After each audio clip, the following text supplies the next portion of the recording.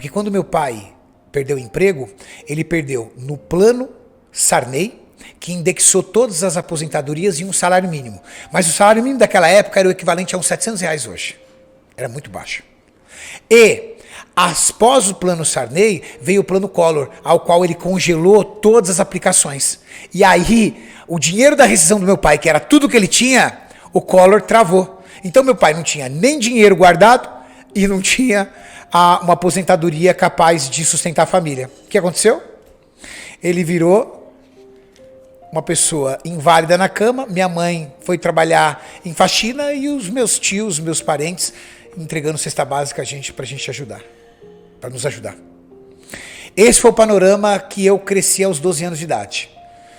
Com 11 para 12 anos de idade eu fui pra rua, minha mãe, graças a Deus, conseguiu um trabalho para mim entregar panfleto no Farol, da inauguração de um shopping. E aí, cara, desculpa, eu era o melhor entregador de panfleto do Farol. Porque eu era o único que entregava todos os panfletos. O resto da molecada jogava no bueiro. E eu entregava com uma excelência aquilo, por quê?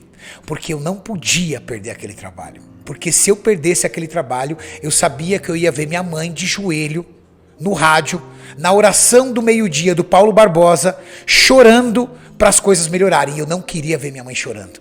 E dentro da mentalidade infantil que eu tinha, eu acreditava que aquele dinheiro seria capaz de ajudar a minha mãe ao ponto de ela não poder chorar mais. A coisa que mais torturava a mim e meu irmão em especial era ver a minha mãe chorando, debruçada naquele rádio.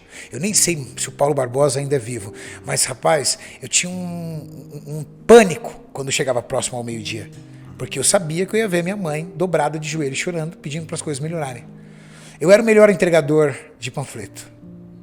Rapidamente eu deixei de ser entregador de panfleto e consegui, aos 12 para 13 anos de idade, o emprego de office boy num escritório de contabilidade, arranjado, porque você não pode trabalhar nessa idade. A gente está falando da década de 90.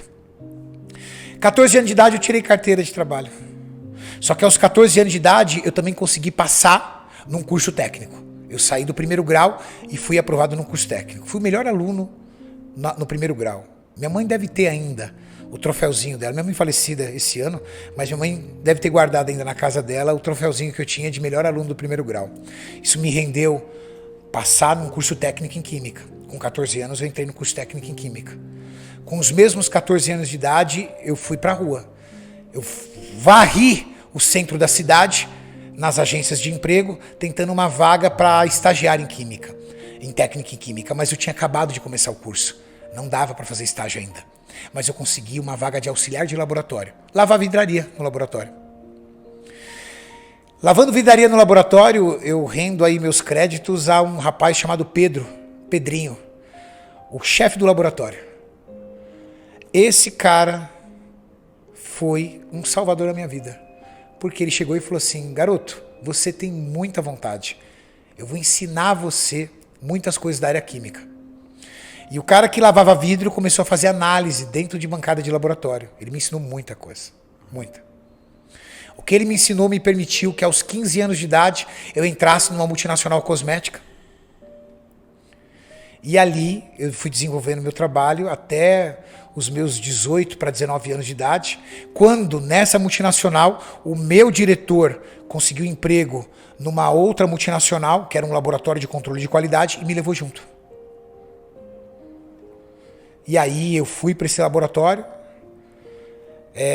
assumi uma área e eu tinha uma chefe que me odeia até hoje.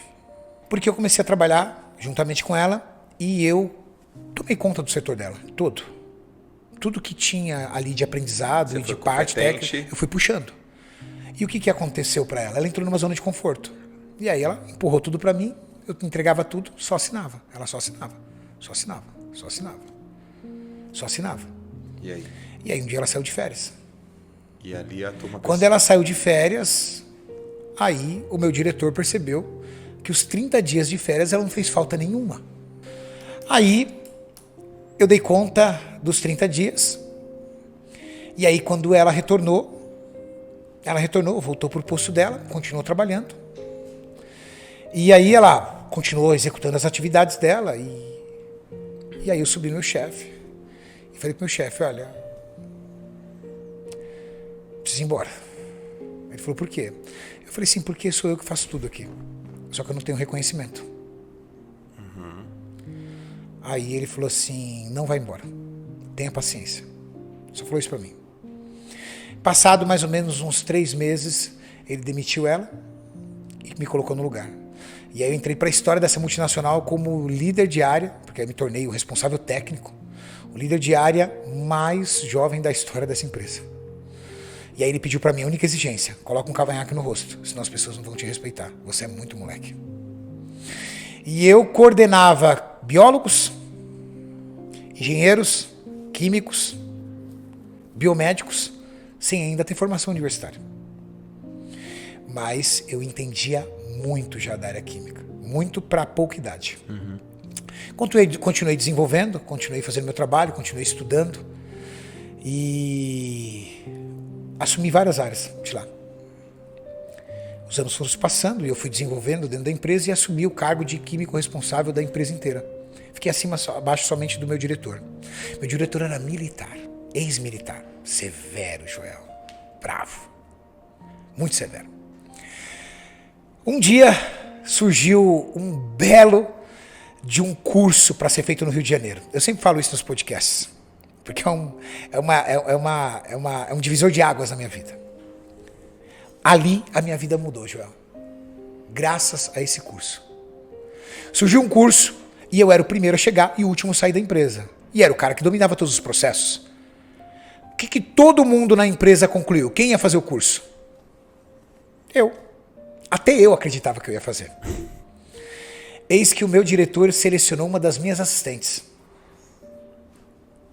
Cara, aquilo apertou meu coração de um jeito que eu não aguentei e fui encarar o homem. O homem era bravo, mas eu fui encarar o homem. Um homem de poucas palavras, extremamente sério, mas acima de tudo muito grosso, duro. Com licença, queria falar um minutinho com o senhor. Ele abaixado, levantou, óculos aqui. Pois não. Prevendo provavelmente a minha pergunta. Sim. Eu gostaria de saber por que eu não fui selecionado para o curso, porque eu preciso entender aonde eu preciso melhorar. Ele olhou para mim e falou assim, não cabe a você decidir isso, cabe a mim. E abaixou e continuou. Eu abaixei a cabeça, fui me afastando, aí ele, na atitude dele, acreditando que estava me fazendo bem, ele quis me fazer o bem. Eu entendo isso hoje. Ele falou assim, pera aí, garoto. Ó, eu não te chamei pro curso porque você é essencial nessa empresa. Eu não posso ficar sem você aqui durante uma semana. Ele achou que ele estava me fazendo bem, me dando esse feedback. Eu respondi pra ele, então o senhor tá me punindo por ser competente? Caraca, que perspicácia que você teve na hora, meu. O senhor tá me punindo por ser competente? 2, 3 palavras de grosseria dele. Algo do tipo, eu que tomo as decisões, eu sei o que essa empresa precisa, eu preciso pensar na empresa e não em você. Eu desci, Joel, e eu chorei feito uma criança dentro do banheiro. Sabe por quê? Porque eu tinha um filho de 9 meses de idade. Eu tinha 22 anos de idade para 23 anos. Eu era um moleque, todo ferrado financeiramente, devendo tudo, parcelado tudo, devendo faculdade, sem carro para andar. E eu olhei e falei assim, eu tô ferrado aqui. Porque eu nunca vou ser ninguém aqui. Eu subi na sala, cheguei nele e falei assim, olha, o senhor procura outra pessoa pro meu lugar que eu tô indo embora. Você tem certeza, garoto, do que você tá fazendo? O senhor pode procurar outra pessoa que eu tô indo embora. Catei e fui embora. Cara, quando eu cheguei em casa, falei pra minha companheira na época, mãe do meu filho Guilherme, que eu fiz. Cara, ela gritava e chorava comigo. Eu não acredito que você fez isso com a gente. E eu tentando desesperadamente explicar para ela, falei assim, olha, eu não consigo trabalhar mais lá nem um dia. Ela falou assim, eu não acredito. Foi uma das piores noites que eu passei na minha vida até hoje. E eu sei porque foi uma das piores, porque eu me lembro como se fosse hoje. Eu passei a noite em claro, com um misto de medo, de tudo o que ia acontecer, com tristeza, de como eu entreguei a minha vida tanto tempo naquela empresa e me senti depois um merda em cima disso. Eu chegava na empresa 6:45 da manhã, o turno começava às 8, terminava às 5, eu não saía de lá antes das 7. Nunca recebi R$1 de hora extra. Passado 2 dias, meu diretor me liga. Vem aqui. Tava um pandemônio no laboratório, porque eu tinha dominado todos os processos. Ali eu descobri que a palavra ninguém é insubstituível é uma palavra feita pro cara que foi demitido. O cara que foi mandado embora, ele chega em casa e fala, amor, não adianta, ninguém é insubstituível.